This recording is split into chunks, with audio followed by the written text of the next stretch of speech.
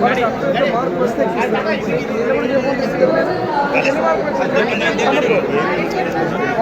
వచ్చిన వాళ్ళు ఎవరైనా అధ్యక్షుడు నీకంటే తక్కువ వచ్చిన ఎక్కినారా లేరు కదా. సంబంధించి ఉంటుంది కదా ఏదైనా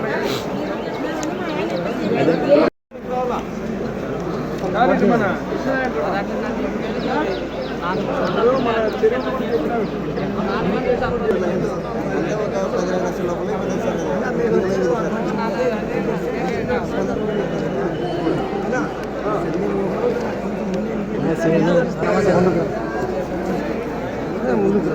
ఇప్పుడు ఒకటి బయలుపల్లిలో ఒకటి ఇచ్చారు. బయలుపల్లి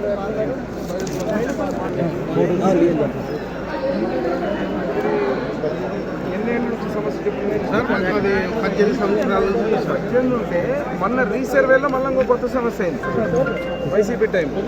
ఇప్పుడు అభివృద్ధి పరిష్కారం ఇనాములండి ఇనామని రీసర్వే జరిగినప్పుడు పెట్టినారు. ఇనామం లేదు, ఇంతకుముందు లేదు, ఇంతకుముందుకు లేదు, ఇంతకుముందు వారసత్వంగా సరే.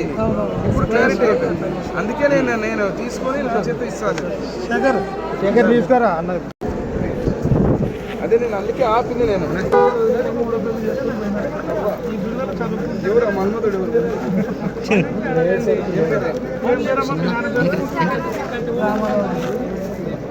తిట్టకుండా చేస్తే ఎక్కడ ఉంటారు? రూపాయలు దగ్గర దగ్గర చాలా 1 year అయిపోయింది సార్.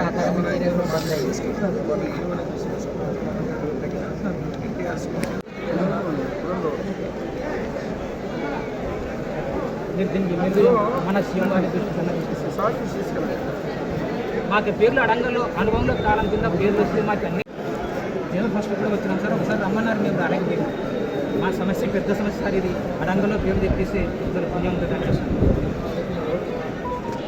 ప్రధానమంత్రి ప్రధాని మోడీ గారి నాయకత్వంలో ఎన్డీఏ గవర్నమెంట్లో ఉన్నటువంటి మేము ఈరోజు మీరు గమనిస్తే క్షేత్రస్థాయిలో కలెక్టర్ గారితో పాటు హెడ్ ఆఫ్ ద డిపార్ట్మెంట్స్ అందరూ కూడా మా నియోజకవర్గం గోనెగండలు. అంటే ప్రతి నియోజకవర్గంలో ప్రతి మండలంలో కూడా ప్రభుత్వ యంత్రాంగానికి చీఫ్ అయినటువంటి జిల్లా కలెక్టర్ గారు, అదే రకంగా అక్కడ శాసనసభ్యులు ఇద్దరు కూడా కూర్చొని ఇక్కడ ప్రజలకు పరిష్కారం చేసేటువంటి ఒక వేదికను ఏర్పాటు చేయడం జరిగింది. దీంట్లో భాగంగా మా ఎమ్మిగనూరు ఈరోజు గోనెగండ్ల మండలంలో ఈ కార్యక్రమం పెట్టడం జరిగింది.